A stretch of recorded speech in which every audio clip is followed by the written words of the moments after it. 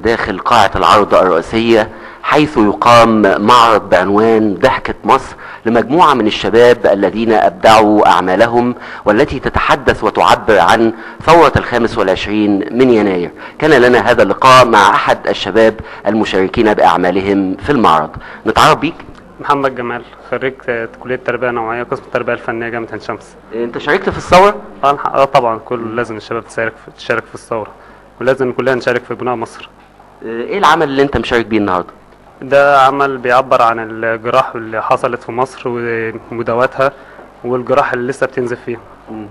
واحنا دلوقتي هنا العملية يعني نظام عملية تمت لمداواة الجروح، ومازال في جروح لازم نداويها. انت كشاب بتأمل بايه؟ والله نأمل ان مصر تبقى افضل، الشباب كله يبقى واعي، يبقى في تطور واهتمام واحساس بالمسؤولية. نتمنى ان يبقى في حرية وديمقراطية اعلى شوية. دي اول مرة تشارك فيها في المعرض؟ لا، انا شاركت في معارض قبل كده، يعني في كذا معرض شاركت فيه من وانا طالب. والعمل ده بقى من ايحاءات الثورة؟ لا طبعا، من ايحاءات الثورة. وايضا كانت الفنانة جيرمين صلاح الفنانة الشابة من المشاركين في هذا المعرض. كلمينا عن عملك اللي انت مشاركة بيه النهارده. انا شغلي غالبا من الفن الشعبي اللي بيعبر عن، يعني هو في كل العصور، زمان وبعد الثورة، قبل الثورة وبعد الثورة وللمستقبل كمان.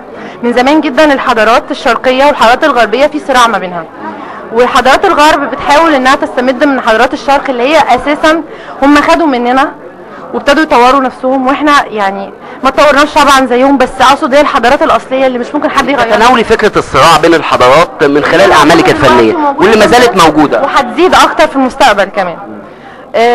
بس بقول يعني ان يعني الى حد ما بوحد بين الحضارات في شغلي، مع وجود بعض الصراع عن طريق الالوان والعناصر والخطوط والالوان، اللي بحاول برضو ان يكون في وحده، يعني ما بين تحس ان في جو واحد، ما فيش برضو ان انا بامل ان هو يكون في المستقبل يكون في اتحاد، ما يكونش في صراع. ده على هامش الاحتفاليه الخاصه بالفنان محمود سعيد ومن داخل قاعه العرض الرئيسيه، حيث يقام معرض ضحكة مصر، والذي يحتوي العديد والعديد من الاعمال الفنيه للشباب الذين عبروا من خلال اعمالهم عن ثوره 25 من يناير.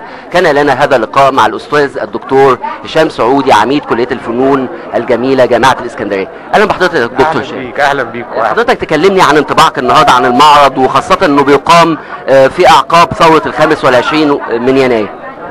طبعا بكل تاكيد ان الشباب اللي اطلق شراره ثوره 25 يناير لما يجي يتناول موضوعات الثوره في الفنون التشكيليه هتكون له يعني قدرة على الاستنتاج من هذه الثورة الكثير في الفنون التشكيلية بكافة مجالاتها.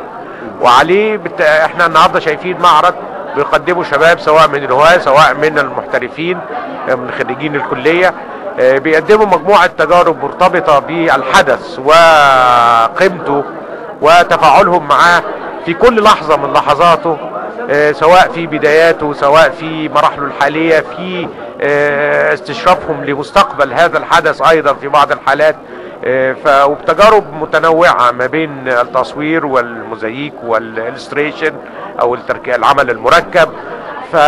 وهم بقدر توضيحهم للاعمال الفنية اللي هم بيقوموا بيها، لان روح العمل في شرحهم بتبان في جيل واعي مبدع قادر على انه يطلع في هذه اللحظات.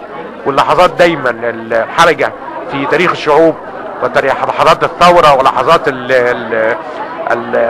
التجارب الجديدة هي اللي يظهر فيها مبدعين هذا الشعب الجميل، الشعب المصري، كما ظهر في فترات سابقة مع الحروب ومع الثورات السابقة. ظهر كل مبدعي مصر. الشعب المصري شعب فنان، والثورة كانت إبداع ملهمة. الثورة دي ملهمة،